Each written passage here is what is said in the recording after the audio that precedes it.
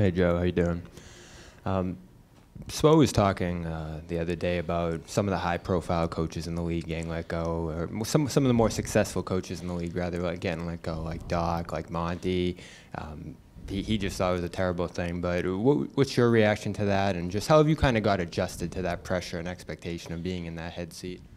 Just perspective, it's understanding that regardless of who you are, things are in your control, some things aren't. And at the end of the day, as coaches, we're all doing the best we can. And that's it. When it's your time, it's your time. And I guess kind of your view of the leadership of that position, the accountability of that position. Like, do you put things on you when you guys come up short? Is it kind of a collective responsibility? Like, how do you look at that?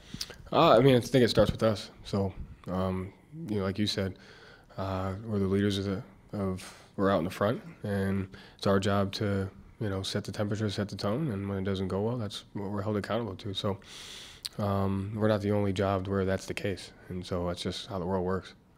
It is what it is. Joe,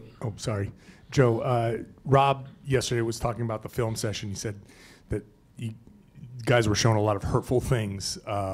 What was the tone of that film session, considering the mistakes that were made, and how do you think guys are reacting on it? He said they were shown hurtful things? The stuff that they saw on the video was hurtful, I guess, because of the mistakes that they were made, that they were making. Yeah. The tone of that film session, how would you characterize it, and how do you think guys are going to respond?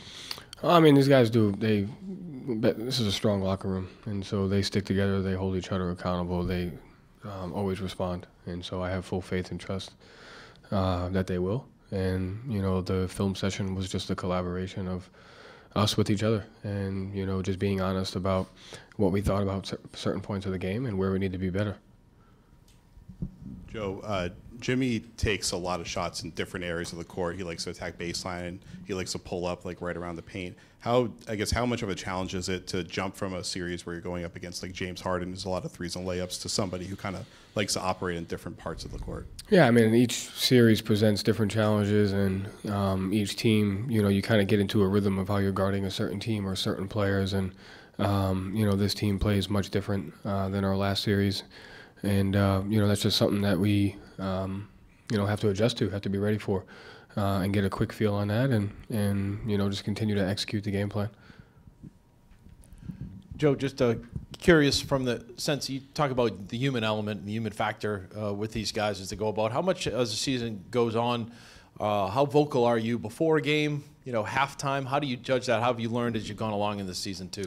Yeah, I think it's just that's part of the job, is understanding the temperature of the team and what they need at certain times, and just trying to be that for the guys, and at the same time giving them the space and opportunity to hold, do it for each other. And so I think it just depends, how the season's going, how the game's going, how certain stretches are going. And the most important question you ask yourself as a coach is, what does the team need in this situation?